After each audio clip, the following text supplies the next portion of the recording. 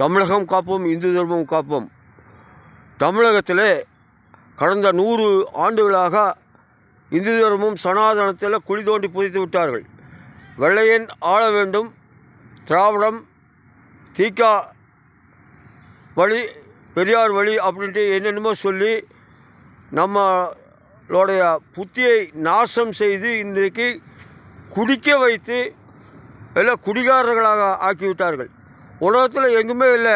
இந்த டாஸ்மாக் முன்னால் போய் பாருங்க, ஒன்றுக்கு ஒன்று அடிச்சுக்கிறாங்க, இடுப்பேட்டி இல்லாமல் கீழே கிடக்கிறாங்க. இதுதான் சாதனையாக அப்படிங்கிறாங்க. தமிழகம் இத்தனாவது இடம், அத்தனாவது இடம் அப்படிங்கிறாங்க.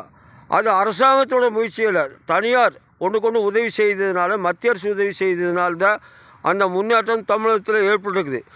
தமிழகத்தில் எல்லாமே அதில் பாதாளத்துக்கு போய் கொண்டிருக்குது. அதுதான் இப்போ விவாதங்களில் வந்து கொண்டிருக்குது.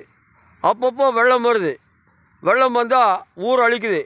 வாய்க்கா வரப்பு குளங்குட்டை எல்லாம் ஆக்கிரமிப்பு பண்ணி வீடு கட்டிட்டாங்க, அரசாங்க அலுவலகம் கட்டிட்டாங்க, கட்சிக்கார ஆக்கிரமிப்பு பண்ணிட்டான். இதுதான் உண்மை. காவிரி திறந்து விட்டால் கடலில் போகுது.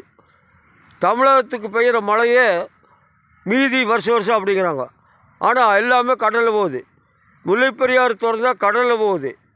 ஆக தமிழகத்திலேயே பெருந்தலைவர் காமராஜ் சொன்னது மாதிரி ஒரே குட்டையில் உரிய மட்டைகள் தமிழக முன்னேற்றத்தை நாசம் செய்து விட்டார்கள். அதுதான் உண்மை. இது மக்கள் பேசிக்கொள்வது. இப்போது ஒவ்வொருத்தர் மக்கள் வரி பணத்தை, அரசு பணத்தை, மத்திய அரசு திட்டப்பணத்தை எல்லாம் செலவு பண்ணாமல் ஒவ்வொருத்தர் பணத்தை பணமாக கட்டி வச்சுக்கிறா. ஐடி ஈடி ரைடு எல்லாருமே ஜெயிலுக்கு போகிறதுக்கு தயாராகிறாங்க. இருந்தாலும் திமிரு, அந்த மதமதிப்பு, அந்த வாய்க்கொழுப்பு ஒன்று இருக்குது.